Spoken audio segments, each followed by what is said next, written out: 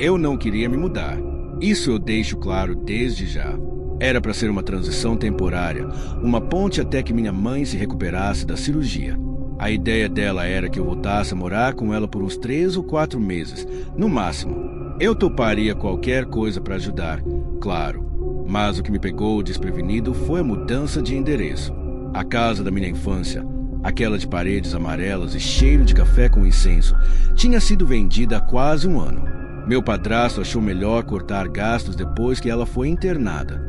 Com o dinheiro da venda, compraram uma casa menor, mais isolada, nos fundos de um bairro antigo que eu nem sabia que ainda existia. Eu cheguei no início da noite. A casa ficava no fim de uma ladeira estreita, atrás de um supermercado desativado, escondida entre 2 terrenos baldios. Era de madeira escura, com alpendre coberto e janelas pequenas. Tinha uma aparência desencaixada do resto. Não parecia envelhecida, parecia esquecida, como se o tempo passasse diferente ali. Minha mãe estava no quarto, ainda fraca, mas sorrindo como sempre. Disse que adorava o silêncio do lugar. Eu tentei não comentar sobre a umidade nas paredes ou sobre o cheiro leve de mofo que surgia logo depois da porta. Ela parecia confortável. E se ela estava bem, eu podia aguentar. As primeiras noites foram estranhas, mas nada sobrenatural. Coisas pequenas, como perceber que a torneira da cozinha escorria água mesmo fechada, ou o fato de que o interruptor do corredor só funcionava depois de 2 ou 3 tentativas. Só quando o portão começou a render à noite é que a sensação de incômodo se instalou. Na terceira noite, ouvi nitidamente o portão dos fundos se abrindo. Olhei pela janela da cozinha, mas o escuro era denso demais. Apaguei as luzes, deixei os olhos se acostumarem e espiei novamente. Nada, nenhuma sombra, nenhum vulto, apenas aquele rangido longo, do tipo que parece se arrastar por dentro da sua cabeça. Pensei em colocar óleo na dobradiça, mas quando fui até lá de manhã, o portão estava trancado, com o cadeado no lugar. Não falei nada para minha mãe. Ela estava começando a dormir melhor, e eu não queria ser o filho que perturba a paz com suposições. Só que, naquela mesma noite, algo novo aconteceu. Eu estava me virando na cama quando ouvi um barulho seco, como madeira cedendo. Vinha do teto, exatamente acima do meu quarto. Um estalo, depois outro, lentamente, como se alguém estivesse caminhando ali em cima. O problema é que não havia nada acima do meu quarto. O sótão era lacrado, pregado com tábuas, segundo minha mãe. Disse que nem usavam, que era coisa do antigo dono. Na manhã seguinte, peguei uma escada e fui até lá. A entrada do sótão era baixa, coberta com uma tampa de madeira escurecida, cheia de marcas de unhas, ou talvez riscos. Quando tentei abrir, senti uma resistência do outro lado, como se algo pressionasse a tampa de dentro para fora. Larguei a tampa no mesmo instante. A escada escorregou e eu quase caí. A partir daquela noite, o andar acima do meu quarto não apenas estalava. Ele gemia. Não tenho outra palavra para descrever. Era um som surdo, abafado, meio molhado, que parecia atravessar a madeira. Como se houvesse alguma coisa grande e pesada, tentando se mover lentamente pelo sótão. Algo que se arrastava, mas sem pressa, como se soubesse que eu estava ouvindo. No dia seguinte, fui procurar o antigo dono da casa. Foi mais difícil do que eu imaginava descobrir quem tinha vivido naquela casa antes. Minha mãe comprou o imóvel direto com uma mulher chamada Dona Clarice, uma senhora viúva que, segundo ela, só queria se livrar do lugar. Não deixou móveis, nem tranco original, nem sequer nome de corretor. Só aceitou o valor, assinou a escritura e sumiu. Literalmente, ninguém no bairro sabia onde ela tinha ido morar. Resolvi tentar a associação de moradores, que fica numa casa improvisada no começo da ladeira. Fui lá de manhã, sob o sol esbranquiçado que parecia bater sem força naquele pedaço esquecido da cidade. Um homem baixinho e muito calado me atendeu. Quando mencionei o endereço, ele me olhou com uma expressão que misturava pena e alerta. Aquela casa lá embaixo, a da cerca de arame e janelas tortas? Essa mesmo. Não devia mexer com aquilo, moço. Ele baixou os olhos. Aquilo lá devia ter sido enterrado, não vendido. Perguntei o que ele queria dizer com aquilo, mas ele se calou de vez. Só pegou um papel e anotou um nome, Mário da farmácia, seguido de um número de telefone. Disse que esse Mário era parente distante da antiga moradora. Voltei para casa com o papel no bolso e a cabeça pesada. Naquela noite, fui dormir mais tarde. Tentei ficar na sala, com a TV ligada e o volume alto, mas o som do sótão passou por cima da televisão. Um arrastar ritmado, como se unhas ou madeira fossem empurradas contra o forro. Depois um baque, forte, como se algo tivesse pulado. Minha mãe dormia com a ajuda de calmantes e, mesmo assim, me assombrei ao ouvir a porta do quarto dela se abrindo devagar. Fui até o corredor. Não havia ninguém, mas o cheiro não era mofo, nem esgoto. Era algo doente, como carne guardada no calor. A porta do meu quarto estava entreaberta. Eu tinha certeza de que a deixei fechada. Entrei devagar. Olhei ao redor. Nada parecia fora do lugar. Mas no meio da cama, sobre o lençol azul, havia uma marca escura, do tamanho de uma palma de mão. Umidade. Não, era molhado mesmo. Toquei. Era viscoso, morno. E no momento em que toquei, o som veio de novo do teto, direto acima. Um suspiro. Na manhã seguinte, liguei para o número que o homem da associação me deu. Uma mulher atendeu. Alô? Eu procuro o Mário da farmácia. O Mário faleceu faz 2 meses. Moço, quem fala? Expliquei que me deram um número para saber sobre a dona anterior da casa. A mulher, que se apresentou como Rosa, hesitou. Foi a Clarice que te vendeu? Foi. A senhora conhece ela? Conheci. De vista, por causa do Mário. Mas não sei onde foi parar. A senhora sabe de alguma coisa da casa? Desculpa, é que tem acontecido umas coisas. Coisas que eu não sei explicar. Ela ficou em silêncio por alguns segundos. Depois disse: a Clarice morava lá com a filha. Uma menina especial. Especial como? Ela dizia que a menina ouvia vozes, que conversava com paredes. E ela sumiu, de uma noite para outra. Clarice disse que ela tinha fugido, mas ninguém acreditou. Chamaram a polícia, fizeram buscas. Encontraram nada, só marcas. No sótão, meu sangue gelou. Que tipo de marcas? Unhas, arranhões, como se alguém tivesse tentado sair de lá. Ela desligou sem dar tempo para mais perguntas. Eu passei o dia com a mão tremendo. Naquela noite, resolvi subir de novo. Levei uma chave de fenda e uma lanterna. Minha mãe dormia profundamente, ou pelo menos era o que eu queria acreditar. A escada estava firme. A tampa do sótão, não. Assim que encostei a chave de fenda para tirar o primeiro prego, ouvi algo lá dentro se afastar. Sim, se afastar. Como se estivesse me esperando. Como se soubesse que eu voltaria. Retirei os pregos um por um, lutando contra a náusea crescente. Quando abri a tampa, uma onda de ar quente subiu. E um som, abafado, agudo, quase uma risada curta. Apontei a lanterna. O sótão estava vazio, mas o chão estava todo escado. Riscos circulares, contínuos, como se alguém tivesse rodado ali por horas. E no centro, um objeto, um celular antigo, com a tela rachada e lama seca ao redor. Eu não toquei, não naquele momento. Desci e fechei tudo. Só que no meio da madrugada, a luz do sótão se acendeu sozinha. Naquela madrugada, não fui corajoso. Não subi. Não investiguei. Só me sentei no chão do corredor, de frente para a escada que dava para o sótão, e fiquei olhando a faixa de luz amarelada que vazava pelas frestas da tampa de madeira. Eu esperava, ou talvez torcia, que em algum momento a luz apagasse por conta própria. Mas não apagou. Ela ficou acesa até às 5 da manhã. E foi só quando o primeiro fiapo de luz do sol tocou o chão da cozinha que ela se apagou, como se obedecesse a alguma lógica que eu desconhecia.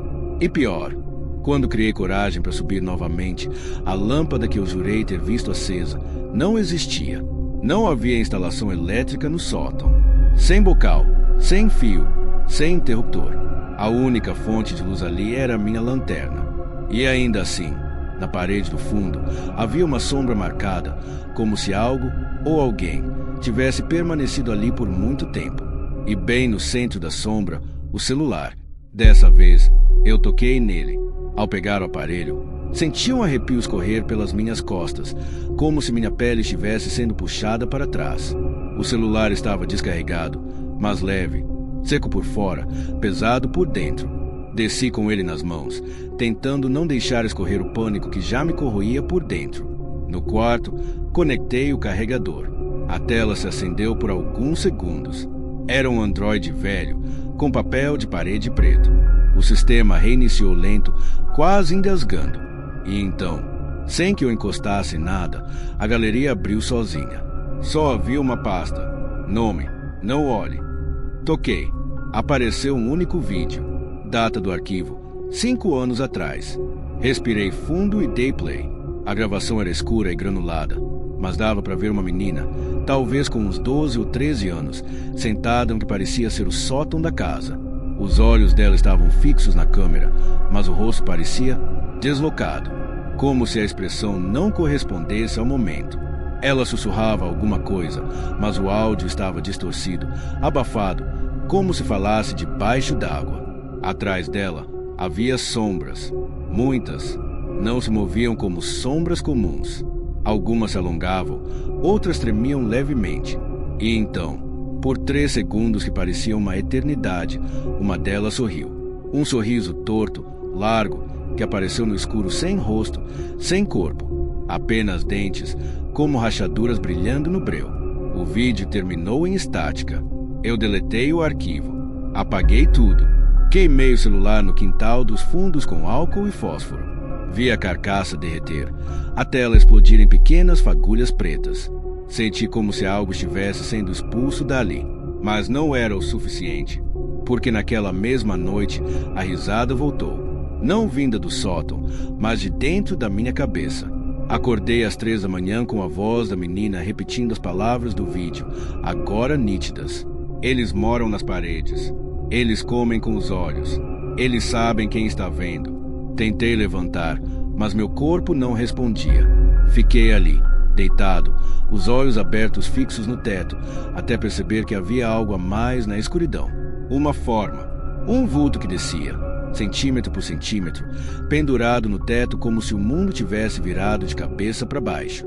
Não tinha rosto, mas tinha olhos, e estavam dentro dos meus.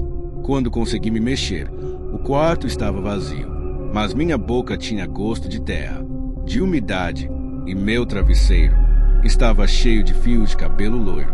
Eu não dormi mais naquela noite, nem na seguinte. Passei os dias em alerta, andando pela casa como quem caminha num campo minado, temendo o próximo passo, o próximo som, o próximo olhar que não era meu. A presença que antes parecia vir de cima agora parecia estar em toda parte. Os espelhos começaram a embaçar sozinhos, mesmo sem banho, mesmo sem vapor. E nas manhãs eu encontrava marcas de mãos nos vidros da janela da sala. Mãos pequenas, finas e voltadas para o lado de dentro, como se algo tivesse se apoiado ali para me observar enquanto eu dormia. Minha mãe parecia alheia. Estava estranhamente melhor. Falava com mais energia, mais disposição. Disse que os sonhos dela estavam ficando mais nítidos, mais reais. Só que ela começou a falar sozinha. Eu a escutei do corredor, sussurrando coisas para o nada, como se alguém estivesse sentado à sua frente. Frases desconexas, do tipo, você não devia ter mostrado ou ele ainda está ouvindo. Certa vez, quando me viu olhando, ela apenas sorriu e disse que estava lembrando de uma conversa antiga com a filha de uma vizinha. Minha mãe nunca teve amigas com filhas pequenas. Na sexta noite, uma tempestade atingiu o bairro. A energia caiu. Fiquei na sala com uma vela acesa e a porta entreaberta. A casa inteira parecia respirar devagar, como um animal dormindo embaixo da terra. E então veio o som do sótão, novamente, mas dessa vez não eram passos, nem arrastar, era voz, uma criança cantando, em tom baixo e regular, como se cantarolasse algo aprendido muito tempo atrás, esquecido aos poucos. 1, 2, ela vai te ver. 3, 4, não pode correr. 5, 6, fecha os olhos de vez. A música parou no 6. E então eu ouvi algo mais, uma segunda voz, mais grave, repetindo a última linha, como um eco invertido. Fecha os olhos, de vez. Corri até o quarto da minha mãe. Ela dormia, mas a TV do quarto estava ligada, embora não houvesse energia. A tela estava preta, mas uma silhueta branca se movia lentamente nela, como se alguém estivesse do outro lado, olhando de dentro da tela. Desliguei, ou tentei. A TV não respondia. Desconectei da tomada. Nada. Tive que arrancar o cabo de força com as mãos. Ainda assim, mesmo sem energia, a silhueta ficou visível por alguns segundos antes de desaparecer. Minha mãe abriu os olhos nesse momento. Ela gostou de você. O quê? Quem? A menina. Ela gosta quando não fogem. Ela disse isso com um sorriso calmo, quase carinhoso, e voltou a dormir. Na manhã seguinte, fui embora. Não deixei bilhete. Não me despedi. Peguei minhas coisas, entrei no carro e fui. Tive que parar 3 vezes por causa da náusea. Era como se algo estivesse grudado em mim, como a poeira úmida que fica no fundo de um porão fechado. Dias depois, recebi uma mensagem. Era da minha mãe. Volta para casa, filho. Ela sente sua falta. E agora ela fala comigo também. A mensagem veio do número do celular que eu queimei. Eu nunca acreditei em assombração. Ainda não sei se acredito, mas tem coisas que ficam, mesmo quando você muda de casa, cidade, de vida. Essa história não é confortável de contar, e eu só estou escrevendo isso agora porque, ultimamente, tem sido pior. E toda vez que fecho os olhos, parece que aquele quarto volta a existir dentro da minha cabeça. Faz 2 anos que me mudei para uma casa alugada na periferia de Santa Maria, interior do Rio Grande do Sul. Tinha me separado, estava com pouco dinheiro e precisava de um canto rápido. Um amigo me indicou a tal casa. Pequena, simples, com um quintalzinho cheio de mato e uma garagem que descia em curva. Não era bonita, mas estava barata. O dono, um sujeito chamado Elias, me entregou a chave sem muitas perguntas. Só avisou que o quarto dos fundos estava trancado, com tralha dele, e que eu não precisava mexer ali. Falou que nem fedia mais, que a umidade já tinha secado. Na hora, não estranhei. Muita casa velha tem cômodo trancado. Achei que fosse aquele típico quartinho de entulhos, cheio de coisa quebrada, velho aparelho de som, pneu de bicicleta. Não insisti. Primeira semana, tudo normal. Segunda também. Tirando os estalos à noite, o que é comum em casa de madeira antiga, estava tudo sob controle. Eu trabalhava de manhã. Voltava de tarde, fazia minhas marmitas, assistia a alguma coisa e dormia cedo. Mas aí, na terceira semana, algo mudou. Foi numa noite quente, abafada, sem vento. Eu acordei com um barulho que parecia vir da parte de trás da casa. Um bater seco, como se alguém estivesse empurrando alguma coisa com força contra a parede. Levantei, olhei pela janela da cozinha, mas não vi nada. Só o quintal escuro e as sombras das árvores. Na noite seguinte, o mesmo barulho. E depois, um som de puxar arrastado, como se alguém estivesse puxando uma caixa pesada pelo chão. Mas o cômodo de onde vinha o som era o quarto trancado. Na manhã seguinte, fui até lá. A porta era de madeira grossa. Tinha um trinco de ferro enferrujado e um cadeado. Nada de novo. Mas quando encostei o ouvido, ouvi algo. Uma respiração, baixa, constante. Pensei em rato ou morcego, mas era um som ritmado, lento demais. Não parecia animal. Me afastei. Decidi mandar mensagem pro Elias. Perguntei o que tinha naquele quarto exatamente. Ele demorou horas para responder. Quando respondeu, foi só: não se preocupa, é coisa antiga, melhor não mexer. Naquela noite, tranquei a porta da cozinha com 2 trincos. Não consegui dormir direito. Tinha certeza de que alguma coisa estava se mexendo lá dentro. Podia ouvir o som do puxar no chão, o rangido. E uma coisa nova, um estalido, como osso quebrando, sempre vindo depois do silêncio. No dia seguinte, chamei um chaveiro. Não falei o motivo. Disse que perdi a chave do quarto dos fundos. O homem demorou 3 minutos para abrir. Quando a porta finalmente cedeu, um cheiro podre escapou dali. Não era mofo comum. Era doce demais, como fruta apodrecida misturada com suor velho. E o quarto não era um quarto, era um espaço vazio, com o chão coberto por desenhos riscados a faca na madeira. Linhas que giravam em círculos, algumas cobertas por marcas de unha, como se alguém tivesse tentado raspar os traços. No centro, havia uma cadeira, e sobre ela, uma boneca de pano rasgada ao meio. Os olhos dela eram botões diferentes, um azul, um preto. Mas o pior era a parede do fundo. Havia algo escrito nela, com o que parecia ser carvão. Ela não dorme se a porta estiver fechada. Fiquei parado por um tempo olhando aquilo. A frase na parede parecia ainda fresca, como se alguém tivesse acabado de escrever. Mas não havia carvão em lugar nenhum. Nem sinais de cinza, nem pó, nem pedra. Nada. E por algum motivo, aquilo me deu mais medo do que tudo o que eu tinha visto até então. Fechei a porta, mas não tranquei. Só encostei. Achei melhor não prender aquilo ali. Tive a sensação de que o cômodo não gostava de ser trancado. O cheiro, mesmo com a porta fechada, impregnava a casa, como se a coisa toda quisesse sair, se espalhar. Naquela noite, eu não consegui mais dormir no meu quarto. Fui pro sofá e mesmo ali ouvia os sons. Só que agora tinha mudado. Já não era o puxar de objeto. Era como se alguém passasse as unhas na parede, num ritmo que parecia imitar minha respiração. E teve uma hora, eu lembro com clareza, em que o som parou. Um silêncio seco caiu pela casa. E então, do nada, escutei 3 passos. 3, rápidos, vindo do corredor, parando bem atrás da minha cabeça. Quando virei, não tinha nada, mas o cheiro da fruta podre agora estava no sofá. No dia seguinte, tentei racionalizar. Eu estava cansado, vivendo sozinho, sem rotina social.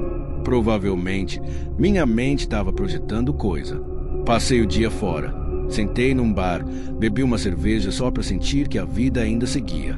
Mas quando voltei, já era noite e o clima da casa tinha mudado de novo. Parecia mais fria, mesmo sem vento. As janelas estavam todas fechadas, mas eu podia jurar que alguém tinha deixado uma delas aberta por dentro, porque no chão da cozinha havia pegadas. Não de sapato, nem de pé descalço. Eram marcas pequenas, como se tivessem sido feitas por dedos. 5 dedos, sem calcanhar. Voltei ao quarto dos fundos. A boneca de pano agora estava no chão, mas o estranho é que a cadeira tinha virado para a parede, como se alguém a tivesse arrastado e sentado ali, para encarar o risco que dizia ela não dorme se a porta estiver fechada. Fechei de novo, mas dessa vez tranquei, usei o cadeado e amarrei um pedaço de pano como trava extra. Só que de madrugada, às 13h30, o cadeado caiu no chão sozinho. Não foi empurrado, não estourou, caiu. Eu levantei com o som metálico e corri para o corredor. A porta estava aberta, só entreaberta, mas a cadeira já não estava mais no lugar. E no chão do corredor tinha uma linha de pó preto traçada até o meu quarto. Entrei devagar. A cadeira estava lá dentro, bem no meio, voltada para minha cama. No dia seguinte, fui até o Elias. Disse que queria sair da casa, que não ia pagar multa. Ele me olhou de um jeito estranho. Nem pediu explicação. Só balançou a cabeça e disse: faz parte. Quase ninguém fica mais que um mês ali. Por quê? Perguntei. O que tem naquele quarto? Ele demorou, como quem escolhe as palavras, e falou: aquela casa era da minha irmã. A filha dela, ela tinha uns surtos. Vinha gente da igreja, psicólogo, tudo. Mas a menina dizia que alguém morava no quarto dos fundos. Não era uma pessoa, era um pedaço de escuro.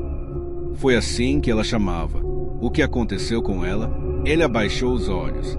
Um dia, ela trancou o quarto por dentro e não conseguiu mais sair. A gente ouviu ela gritar por horas. Depois ficou tudo em silêncio. Arrombaram a porta. Ela estava lá, viva, mas cega, não física. A médica disse que os olhos estavam normais, mas ela não enxergava mais. Dizia que agora via outra coisa. Ficou em hospital, depois sumiu. A casa ficou parada por uns anos. Eu botei para alugar porque precisava.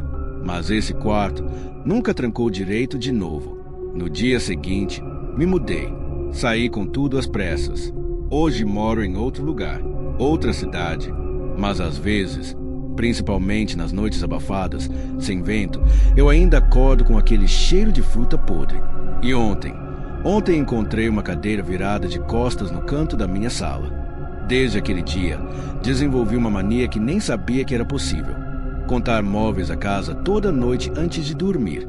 Se tem uma cadeira a mais, eu percebo. Se uma delas muda de lugar, mesmo que poucos centímetros, eu percebo.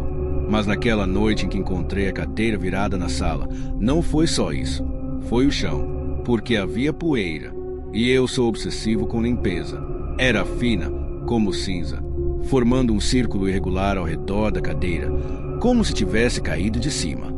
E bem no centro do assento tinha um fio de costura vermelho, fino, comprido, enrolado como se tivesse saído de dentro de algo. Joguei a cadeira fora. Botei para fora de madrugada, no lixo da rua, e fui dormir com as luzes acesas. Acordei às 5 da manhã. Senti algo se mover.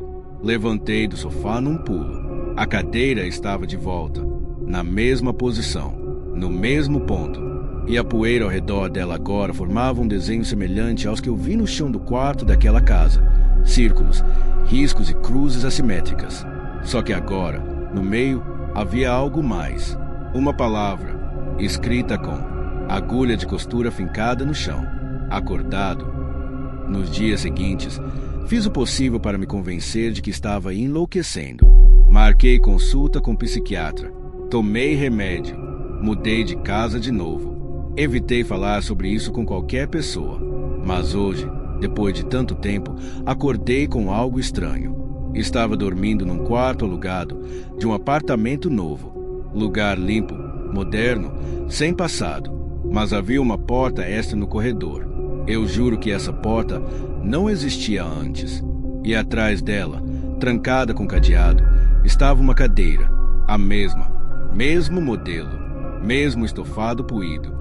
E escrito na madeira da porta, a caneta: ela não dorme se a porta estiver fechada. Então, agora você entende por que escrevi tudo isso. Não é para convencer ninguém, nem para assustar.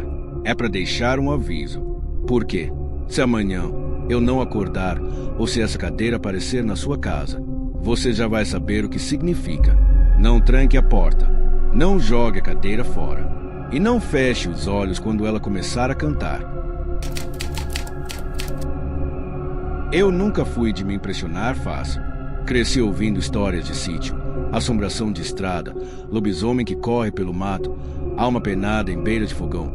Para mim era tudo invenção de vó. Mas tem uma história que eu nunca contei para ninguém, nem para os mais chegados. Porque até hoje, quando eu lembro, minha mão sua fria e o estômago embrulha. Isso foi há uns 8 anos, quando eu aceitei trabalhar como cuidador noturno de uma chácara antiga, perto da estrada velha que liga Caçapava a São Francisco Xavier. A casa em si era bonita por fora, construção antiga, de pedra e madeira, meio afastada da rodovia, com árvores enormes cercando tudo. Parecia até de filme. O dono era um advogado aposentado. Disse que a casa estava vazia há uns anos, mas que ele queria deixá-la em ordem de novo, arrumando aos poucos.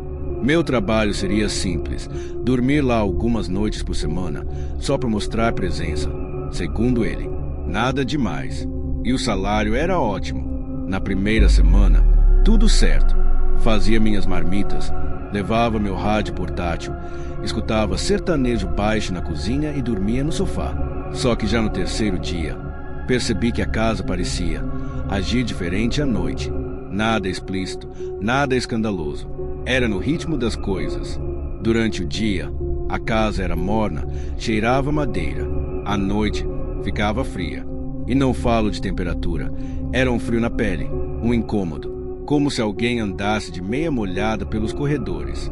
No quarto dos fundos, onde ficava o antigo oratório coberto com pano, as velas se acendiam sozinhas.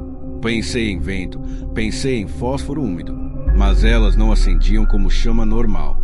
Era sempre a mesma, uma única vela, bem no centro do altar, com a cera sempre nova, como se tivesse sido colocada há minutos. Na quinta noite, algo mudou. Eu estava deitado, com as luzes apagadas, quando ouvi o barulho. Não era passo. Era como se alguém batesse a cabeça na parede. 3 vezes. Pausado. Seco. Levantei devagar.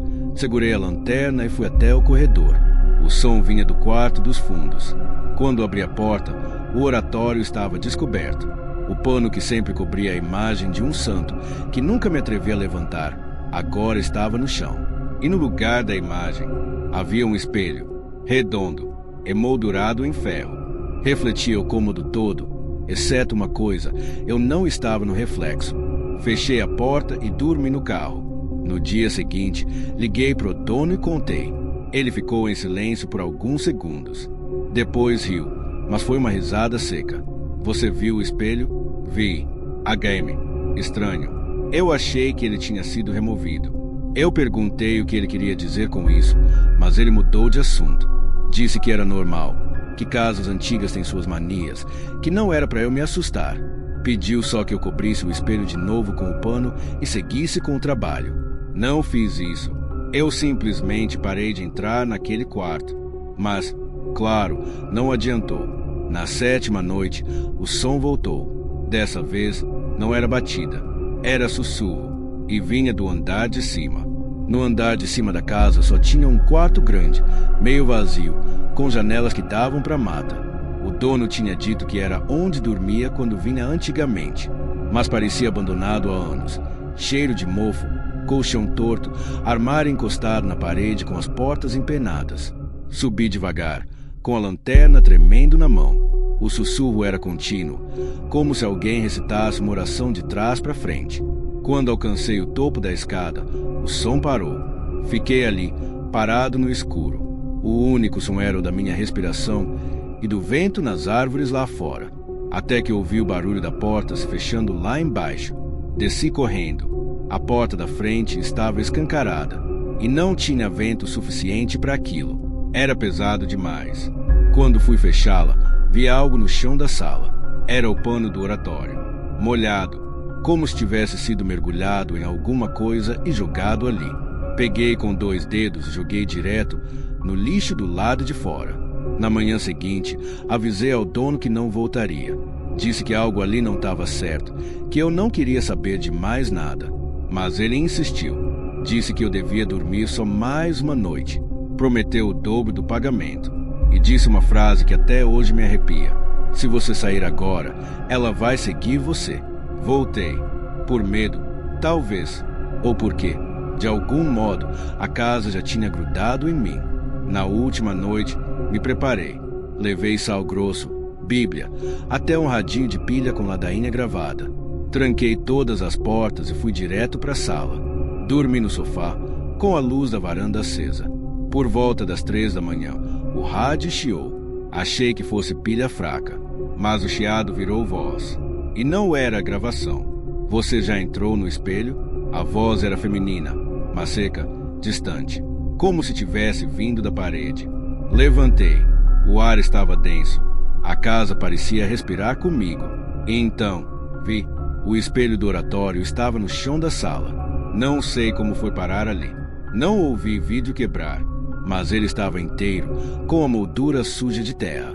E nele eu me vi, mas não me vi como eu estava. Me vi de costas, parado no mesmo lugar, olhando para a parede, como se meu reflexo estivesse virado para o lado oposto. E aí o reflexo se virou devagar, olhou para mim, sorriu, e não era meu sorriso. Corri. Saí da casa descalço, com as chaves na mão e o medo enfiado nos ossos. Dormi dentro do carro de novo e nunca mais voltei. 2 semanas depois, o dono morreu. Foi achado no quarto de cima, com os olhos virados e os braços abertos, como se tivesse tentado abraçar alguém. A imagem do oratório, aquela que ele dizia estar coberta, estava aos pés da cama. Só que não era santo nenhum. Era um espelho, com a moldura trincada, como se tivesse estourado de dentro para fora. Hoje eu moro longe. Cidade nova, gente nova, mas, às vezes, acordo no meio da noite e a primeira coisa que faço é procurar meu reflexo no espelho do banheiro, porque uma vez, só uma, não vi nada. Só o quarto atrás de mim, vazio, e um pano molhado caído no chão. Meu nome é Augusto. Tenho 42 anos. Sou perito judicial em avaliações imobiliárias. E preciso deixar registrado, mesmo que ninguém acredite, o que aconteceu na chamada Casa de Cima, no interior de Minas, perto da Serra do Cipó. Em agosto do ano passado, recebi uma solicitação incomum. Uma propriedade antiga, que estava embargada por litígio há mais de 2 décadas, havia finalmente sido liberada para avaliação. O imóvel estava localizado no topo de uma encosta, afastado do povoado mais próximo por cerca de 6 quilômetros de estrada de terra. O contratante era um advogado de São Paulo. Disse que só precisava de um laudo técnico, com fotos, planta baixa e descrição geral. Nada complicado, mas ele advertiu, com um tom meio sem graça, que outros peritos haviam recusado o trabalho e que eu deveria ficar na casa por pelo menos uma noite, caso quisesse registrar o estado estrutural real, sob diferentes condições climáticas. Isso não era comum, mas aceitei. Estava com tempo e a remuneração era excelente. Cheguei na tarde de uma segunda-feira, levando meu equipamento, uma barraca, caso precisasse dormir fora da casa, e o carro cheio de suprimentos. A estrada era ruim, mas o GPS funcionava. A propriedade era isolada, sem vizinhos, cercada por mato fechado e árvores retorcidas. A casa em si era grande, de estilo colonial, com muros de pedra cobertos por musgo. As janelas estavam intactas, embora cobertas de sujeira. O portão de madeira estalou quando empurrei. Tudo cheirava a umidade velha e ferrugem. Entrei. A casa estava vazia, exceto por alguns móveis antigos, uma estante de livros apodrecidos. O silêncio era absoluto. E foi aí que notei algo estranho. Não havia espelhos. Nenhum. Nem no banheiro. Nem no armário. Nem nos quartos. No lugar onde normalmente se penduraria um espelho no lavabo, havia apenas contorno esbranquiçado na parede, como se alguém tivesse removido há pouco tempo. E onde seria o quarto principal? Uma moldura vazia, de mais de 1 metro de altura, permanecia na parede oposta à cama com colchão embolorado. Achei aquilo curioso, mas segui com o trabalho. Fotografei cada cômodo. Registrei trincas, infiltrações, estrutura da laje. Por volta das 7 da noite, montei minha barraca no quarto mais arejado e comecei a revisar minhas anotações. Foi então que notei que algumas fotos tinham algo a mais. Em 2 imagens do andar de cima, tiradas em sequência, surgiu uma sombra alongada no canto da parede, junto ao chão, como se alguém estivesse ajoelhado ou sentado. Comparei com a planta. Não havia objeto ali que pudesse projetar aquilo. Tirei outra foto do mesmo ponto. Nada apareceu. Desconsiderei como falha na lente. Por volta das 10, fui dormir. Ou tentei. O primeiro barulho veio às 11h30. Parecia algo arranhando madeira, bem de leve, como uma unha roçando na parede do outro lado da casa. Levantei e investiguei. Não havia vento, nenhum animal visível, nenhuma janela aberta. Voltei à barraca. Fechei o zíper por dentro. Às 2 da manhã, o som recomeçou. Dessa vez, vindo do teto. Eram passos, lentos, pesados. A casa só tinha 2 andares. Eu estava no segundo. Acordei suando. O relógio marcava 2h07. O ar parecia denso, parado. Havia um cheiro forte de madeira queimada, embora nada indicasse fogo ou cinzas. Quando me levantei e abri a porta do quarto, o corredor estava diferente. As paredes pareciam mais escuras, como se houvesse fuligem. E bem na curva da escada, onde não havia nada no dia anterior, agora havia um objeto coberto por pano preto. Um formato retangular, pendurado na parede, como um espelho coberto. Me aproximei com a lanterna acesa. A luz tremia. Estiquei o braço e toquei o pano. Gelado. Não cheguei a puxá-lo. Um som seco me interrompeu. 3 batidas vindas do andar de baixo, como se alguém batesse a palma da mão em madeira oca. Desci devagar, com a lanterna apontada. As portas estavam todas fechadas. A sala intacta. A cozinha silenciosa, exceto pelo chão. Havia pegadas molhadas no piso. Descalças, pequenas, Iam do corredor até a porta dos fundos, mas não havia marcas de entrada. As pegadas iam de dentro para fora. Fiquei parado diante das pegadas por um tempo que não sei medir. Cada marca era nítida, com contornos finos simétricos, como se uma criança tivesse andado descalça sobre o piso sujo e depois desaparecido no nada. Mas o mais perturbador era a ausência de lógica. A porta dos fundos estava trancada por dentro, com a corrente ainda no lugar. Não havia como ninguém ter saído por ali. Tentei encontrar uma explicação racional. Condensação, umidade, talvez marcas antigas trazidas à tona por alguma interferência no chão. Mas no fundo, eu sabia. Eu estava sozinho naquela casa e ainda assim, havia sinais de que algo, ou alguém, se movia ali comigo. Voltei para o quarto e decidi permanecer acordado até amanhecer. Liguei o laptop para revisar as fotos do dia. Foi aí que percebi que a imagem do andar de cima, onde antes aparecia apenas uma sombra estranha, agora mostrava algo mais. No canto escuro do teto havia um rosto. Não nítido, mas perceptível o suficiente para me fazer congelar. Olhos opacos, boca aberta, pele pálida como poeira. Era como se tivesse se formado a partir da sujeira acumulada no gesso.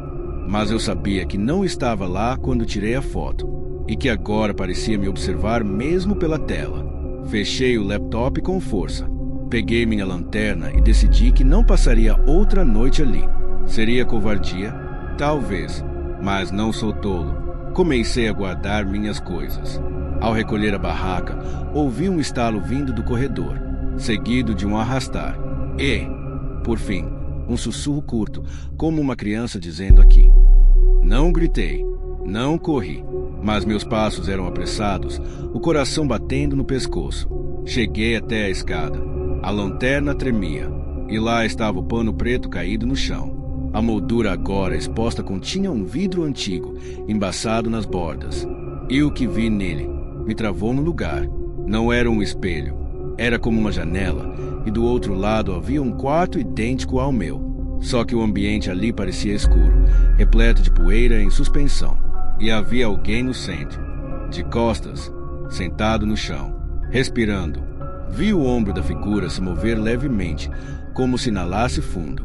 Depois, ela se virou de forma abrupta. E o rosto era o meu, mas distorcido. A pele repuxada, os olhos fundos, os dentes expostos num sorriso largo e falso, como de boneco de cera. Ele levantou a mão e apontou para mim. Naquele momento, a luz da lanterna falhou, a tela apagou e tudo ficou em silêncio. Não lembro de ter corrido escada abaixo. Só me recordo de estar dentro do carro, tremendo, com o motor ligado e as mãos geladas no volante. Dirigi até a cidade mais próxima. Dormi no estacionamento de um posto 24 horas. No dia seguinte, liguei para o contratante e disse que não concluiria o serviço. Ele não pareceu surpreso. Só perguntou: "Você viu o reflexo?" Permaneci em silêncio. Então ele disse: "Quem vê, fica, mesmo que vá embora." E desligou. Nos dias que seguiram, evitei espelhos. Evitei superfícies refletivas, janelas ao entardecer, telas de celular à meia-noite. Mas um mês depois, enquanto lavava o rosto no banheiro de casa, ergui os olhos por reflexo. E por um segundo, apenas um, meu reflexo não estava sincronizado comigo. Ele sorriu antes de mim. E na parede do banheiro havia uma marca de mão, pequena, como se alguém tivesse se apoiado ali, do lado de dentro do vidro. Depois daquele dia, minha vida entrou num modo automático. Continuei trabalhando, embora recusasse qualquer laudo que envolvesse casas antigas, interiores isolados ou locais com histórico judicial. Passei a evitar superfícies espelhadas. Troquei o espelho do banheiro por um armário de madeira fosca. Na sala, pendurei um quadro onde antes ficava o espelho da entrada. No celular, ativei o modo escuro para não ver meu próprio reflexo na tela desligada. E por um tempo, funcionou. A ausência de reflexo se tornou conforto, até que um cliente de Belo Horizonte me ligou para revisar um imóvel herdado. Disse que era um prédio pequeno, antigo, no bairro Floresta. Seria uma visita rápida. Aceitei. precisando do dinheiro e convencido de que, com sol e movimento urbano, nada mais poderia me afetar. O prédio era baixo, com fachada coberta de trepadeiras. A escada rangia ao subir. No segundo andar, a porta de entrada do apartamento 201 estava aberta, conforme combinado. O interior era simples. Móveis velhos, cheiro de naftalina, silêncio demais para uma tarde na cidade. Comecei a registrar o estado do piso, das paredes, dos armários. No corredor, uma porta estreita levava ao banheiro. E ali, sem aviso, sem lógica, o pânico voltou. O espelho acima da pia estava velado por dentro, como se alguém tivesse soprando o vidro do outro lado. Mesmo sem vapor, mesmo com o ambiente frio e seco, me aproximei contra minha vontade. No canto inferior direito do espelho, algo começou a surgir, como um dedo escrevendo de dentro para fora. ACABUTIMPU. Não consegui me mover. A frase permanecia ali, fria, definida. E, então, vi. Minha imagem apareceu, mas não era de agora. Era a versão que eu vi naquela casa. O mesmo rosto deformado, o mesmo olhar sem vida. Só que agora, ele estava mais próximo. O reflexo não seguia mais meus movimentos. Ele me olhava diretamente e sorriu. No fundo do reflexo, comecei a ver o quarto da casa de cima. A cama embolorada, a estante torta, e no centro do chão havia um espelho quebrado em 3 partes. E dentro do espelho, como uma boneca jogada, uma figura humana contorcida, presa, tentando sair. Saí cambaleando do banheiro, tropeçando nos móveis. Na sala, havia um telefone antigo. Sem querer, bati nele ao passar e ele caiu no chão. Mas antes de se desconectar do gancho, tocou uma vez. Peguei sem pensar. Do outro lado, uma voz de criança. Você não pode mais fugir. Aqui também é espelho. Joguei o telefone longe. Corri até a porta. E ali, o reflexo da maçaneta. O metal cromado mostrava o rosto da criança me observando, com os olhos negros e a boca costurada. Tranquei a porta atrás de mim e desci as escadas sem olhar para trás. No carro, chorei. Sem som, sem controle. Chorei como quem sabe que algo se quebrou por dentro, de forma definitiva. Naquela noite, sonhei com a casa de cima. Mas não era um sonho. Era um lugar. E eu estava preso lá dentro. Como se minha mente dormisse aqui, mas acordasse ali, cada vez mais próxima do vidro trincado, da moldura escura. Como se um outro eu estivesse crescendo do outro lado. Desde aquela visita ao apartamento, tudo passou a ser espelho. Não só no sentido literal. Superfícies reflexivas me provocavam náusea, vertigem e uma sensação crescente de deslocamento, mas no simbólico também. Cada rua em que andava parecia ser a mesma, mas virada ao avesso. Pessoas passavam por mim com feições que pareciam levemente distorcidas, como se algo em mim estivesse vendo o mundo de trás para frente. Os sonhos pioraram. Em todos eles, acordo deitado no chão da casa de cima. O teto preto, a madeira respirando. Ao meu redor, pedaços de vidro estilhaçado e um cheiro de cabelo queimado. Sempre escuto a mesma coisa, um render abafado, como se alguém caminhasse devagar por cima do telhado. E quando ergo os olhos, vejo o reflexo da minha própria boca, se movendo sozinha. Um dia, resolvi encarar. Voltei à casa de cima, sem avisar ninguém, sem levar equipamento. Só fui, talvez buscando respostas, talvez querendo colocar um fim. Ou talvez algo em mim já soubesse que nunca deixei aquela casa. A estrada estava mais fechada do que me lembrava. Galhos no caminho, terra úmida, silêncio absoluto. Quando cheguei, a fachada da casa estava idêntica.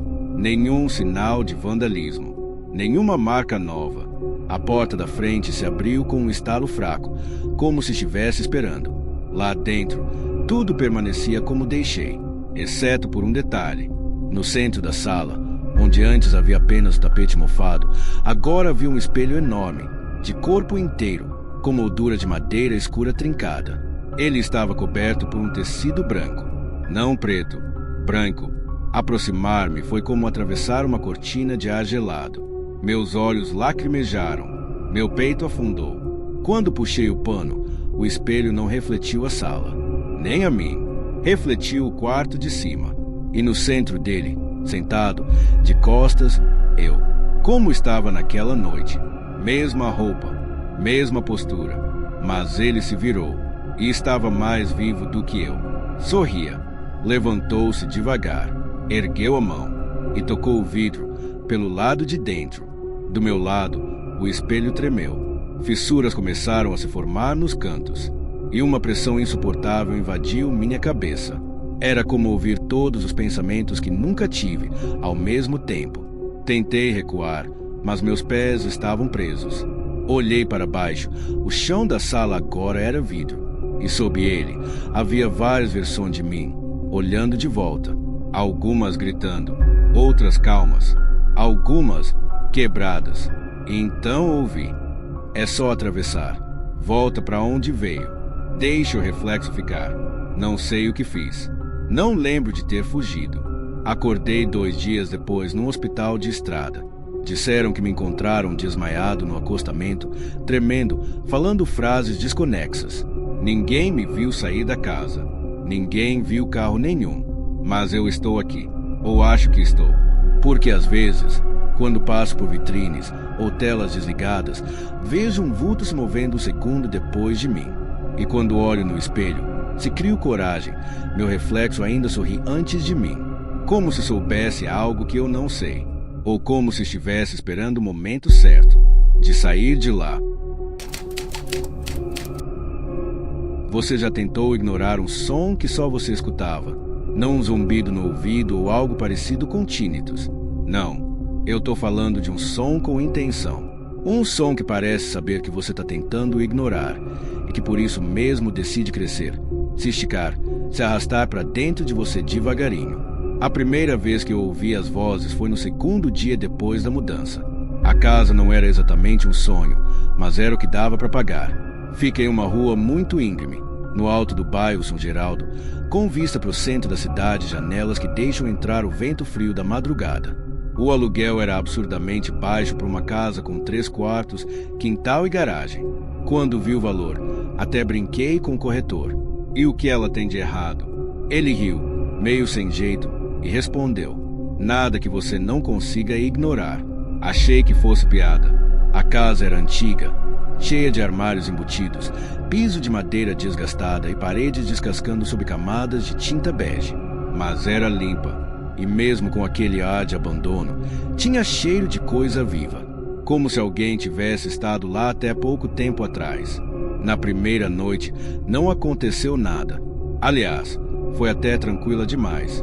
Silêncio absoluto, como se os sons da cidade não conseguissem subir até ali. No 2º dia, arrumei o quarto que ficaria com minha filha, mesmo que ela só viesse nos fins de semana. O armário tinha um fundo falso, feito de compensado. Achei curioso. Tirei para ver se encontrava mofo ou coisa assim. Mas o que encontrei foi um espaço oco do tamanho de uma pessoa, como uma espécie de esconderijo. Pensei em entupir com caixas.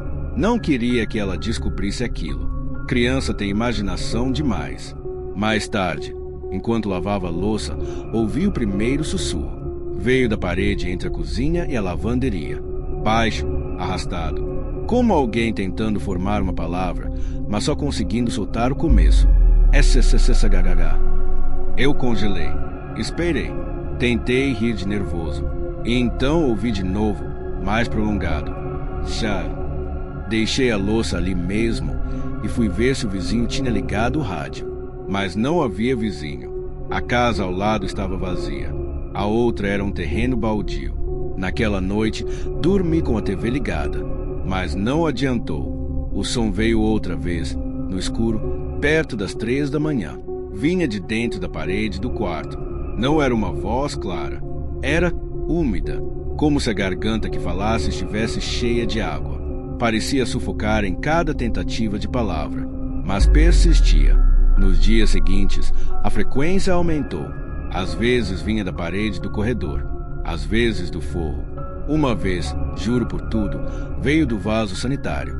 A voz nunca dizia palavras completas, mas carregava um peso, uma presença, algo tentando chamar a atenção. Tentei de tudo. fone de ouvido, incenso, rezas que aprendi com minha avó. Nada funcionava. E então, uma noite, resolvi encostar o ouvido na parede. Queria entender se era só som ou se havia algo mais. A parede estava gelada, mas não gelada de temperatura. Era um frio que parecia emocional, um vazio. Encostei, fechei os olhos e ouvi. Dessa vez era diferente. A voz parecia mais próxima, mais articulada. Sussurrava pausadamente. Ela ainda tá aqui. Afastei na hora. O coração martelava, a boca seca. Fui pro quarto e fechei tudo. Janela, cortina, porta. Deitei de lado, encolhida. Mas a frase ficou dentro de mim, como farpa. Ela ainda tá aqui. E se não fosse comigo? E se a casa não estivesse tentando me assustar, mas me avisar? Comecei a pesquisar. Não encontrei nada com o endereço da casa. Nenhum caso registrado, nenhuma notícia, nenhum boato óbvio. Mas uma vizinha mais velha, que me viu varrendo o quintal um sábado de manhã, me perguntou: "Você comprou ou tá só alugando?" Respondi que alugava. Ela assentiu, como se isso dissesse tudo. E antes de entrar, comentou de um jeito casual: "Ainda bem." "Por quê?" Perguntei. Só quem fica tempo demais aí começa a ver coisa que não devia. A parede absorve, mas só para quem escuta. A frase ficou comigo. A parede absorve. Voltei para dentro me sentindo como se tivesse pisado em falso. Como se a casa tivesse escutado aquela conversa e estivesse ofendida. Foi nessa noite que a voz mudou. Ela não era mais líquida, nem arrastada. Era múltipla. Vinha de várias direções ao mesmo tempo. Frases curtas, sussurros se sobrepondo, como se várias pessoas estivessem presas atrás das paredes, falando entre si, mas me ignorando. Só que uma delas falou direto comigo: "Você quer saber?" Eu parei de respirar. A voz era mais jovem. Uma mulher. Não tinha raiva, nem dor. Só uma frieza cortante. Como quem carrega um segredo pesado por tempo demais e cansou. Vai até o fundo do armário. No mesmo instante, eu soube do que ela falava. O esconderijo. O fundo oco do armário no quarto da minha filha. Peguei uma lanterna e fui. Empurrei as caixas, tirei o painel solto e entrei. Era um espaço desconfortável, com cheiro de cola antiga e mofo seco. Apontando a lanterna para o fundo, vi que havia alguma coisa colada na madeira. Era um papel fotográfico, já amarelado, com as bordas enroladas. A imagem era escura, mas dava para ver. Uma mulher sentada num colchão, de frente para a parede, com as mãos no colo. Ao redor dela, símbolos riscados em carvão. E algo atrás, uma sombra que se erguia do canto como um pano molhado prestes a cair. Mas o que mais me assustou foi que, do lado da foto, estavam coladas várias tiras de fita isolante. E em cima delas, nomes escritos com marcador vermelho. Todos femininos. Todos apagados, menos o último, Laura, o meu. A ponta do dedo tocou sem querer o papel. E juro por Deus, ele estava quente. Naquela noite, deixei a casa. Fui dormir na casa da minha irmã, sem contar nada. Só disse que estava me sentindo mal, que precisava sair de lá. Mas no meio da madrugada, quando fui ao banheiro, a torneira fez um ruído seco ao fechar. E da parede fina do corredor, ouvi como um sussurro se esvaindo. Ela ainda tá aqui. Não era mais a casa que falava. Agora era onde eu estivesse. Como se as vozes não estivessem presas àquele lugar, mas a mim. Ou pior, como se eu tivesse sido absorvida também. Eu pensei que saindo da casa, tudo cessaria. Mas foi o contrário. As vozes mudaram de tom. Ficaram mais nítidas, mais próximas.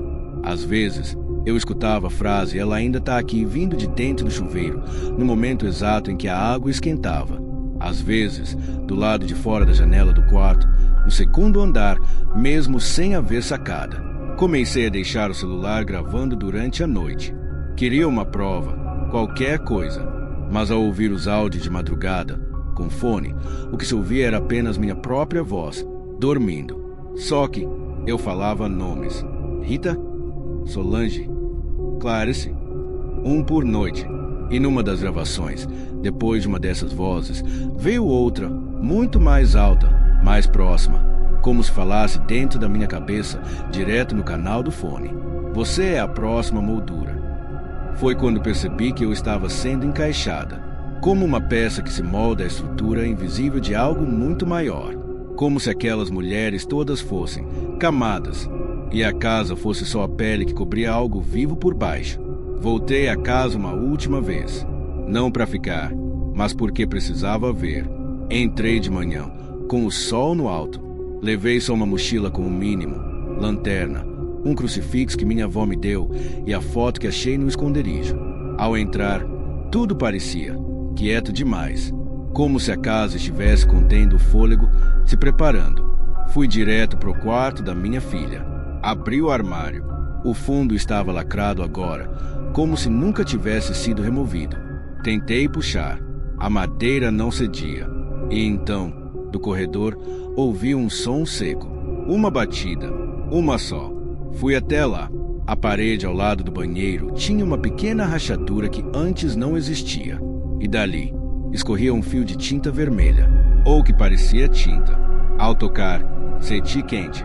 E então, um som de estalo dentro da parede, como se algo estivesse se mexendo.